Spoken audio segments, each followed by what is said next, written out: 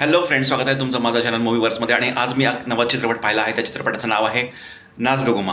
हा एक मराठी चित्रपट आहे, त्यामुळे मी याचा रिव्ह्यू देखील मराठीत करणार आहे. आणि हा मूवी जो आहे, या मूवीमध्ये तुम्हाला बघायला मिळतात मुक्ता बर्वे, त्यानंतर सारंग साठे आणि नम्रता संभराव हे या मुख्य भूमिकेत आहे. त्याच्यासोबत मायरा देखील आहे, जिला तुम्ही टीव्हीवर पण पाहिला आहे.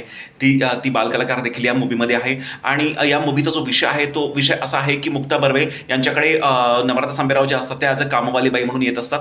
आणि ती कामवाली बाई त्यांच्याकडे 12 घंट्यासाठी येत असते.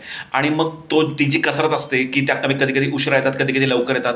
मुक्ता बर्वे या वर्किंग वुमन असतात आणि त्यामुळे त्यांना कधी कधी उशीर होतो. कामवाली बाईने आल्यामुळे मुलीला कोण शाळेत सोडणार, कोण शाळेतून घेऊन येणार, कोण तिच्याकडे लक्ष ठेवणार, या सगळ्यांचा प्रॉब्लेम होतो.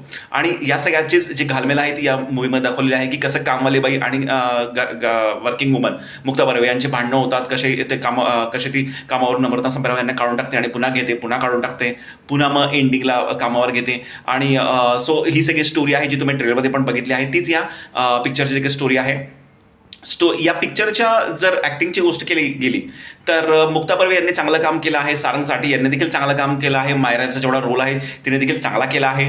आणि नम्रता संभराव यांनी हा पूर्ण पिक्चर खाऊन टाकला आहे. त्यांनी इतकं अप्रतिम अभिनय केला आहे की जसं ते हास्यचित्रमध्ये अप्रतिम अभिनय करतात तसाच अप्रतिम अभिनय त्यांनी इथे केला आहे. आणि पूर्ण पिक्चर संपल्यावर देखील तुम्हाला नम्रता संभराव या लक्षात राहतात.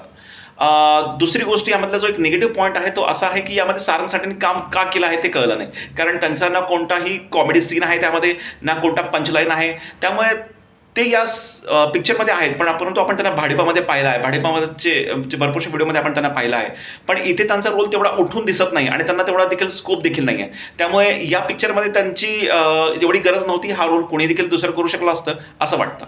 पिक्चरची लेंथ जी आहे ती 2 घंटे 14 मिनिट आहे. आणि खरंच सांगतो, 1 तासानंतर पिक्चर बोर व्हायला लागतो. कारण पिक्चरची स्टोरी जर म्हटली ती एका लाईनची स्टोरी आहे फक्त, पण तो पिक्चर कुठे कुठे खेचलाय असं वाटतं. आणि शेवटच्या क्लायमॅक्सला जेव्हा जातो आपण, तेव्हा हा पिक्चर जरा जास्तच खेचलाय असं वाटतं.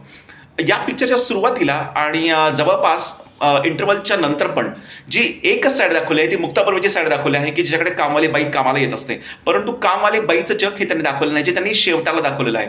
आणि त्यामुळे तो जो शेवटाचा भाग आहे जिथे कामवाली बाईचं वर्ल्ड दाखवलेलं आहे, जग दाखवलेलं आहे, ते थोडंसं इमोशनल करताय, थोडंसं तुम्हाला चांगलं वाटतं बघायला. आणि तिथे तुम्ही थोडंसं इमोशनल होता. पण परंतु पूर्ण ओव्हरऑल पिक्चरची गोष्ट केली तर पिक्चर खूपच ॲव्हरेज वाटतो, थोडा डेली सोपसारखा वाटतो. एक मेन गोष्ट, एंडिंगला या पिक्चरमध्ये एक गेस्ट अपीअरन्स आहे. आणि ज्यांना तुम्ही वावीमध्ये देखील बघितला आहे तोच एक कलाकार या पिक्चरमध्ये देखील ॲज अ गेस्ट अपीअरन्स आहे. कदाचित तुम्ही ओळखलंही असेल, कारण जर तुम्ही प्रमोशन्स बघितले असतील या मूवीचे, जर तुमच्या लक्षात आलंही असेल.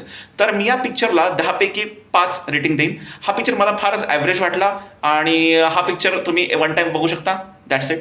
जर मला तुमचा रिव्ह्यू हा तुम्ही 1 टाइम बघू शकता. जर तुम्हाला माझा रिव्ह्यू आवडला असेल तर या व्हिडिओला लाईक करा, माझ्या चॅनलला सबस्क्राईब करा. आणि हा व्हिडिओ जेवढा तुम्हाला शेअर करता तेवढा शेअर करा. पुढच्या व्हिडिओमध्ये पुन्हा भेटूया. धन्यवाद.